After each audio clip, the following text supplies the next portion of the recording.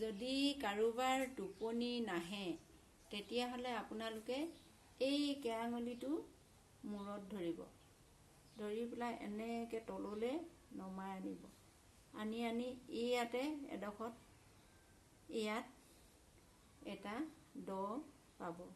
এইডোখৰতে আপোনালোকে 20 মিনিট ধৰি ৰাখিব। তেতিয়া আপোনাৰ ধুনীয়া টোপনি আহিব।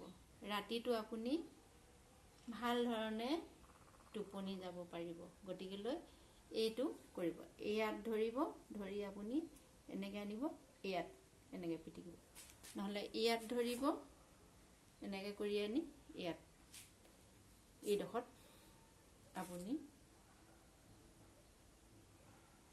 10 মিনিট ধৰি ৰাখিব।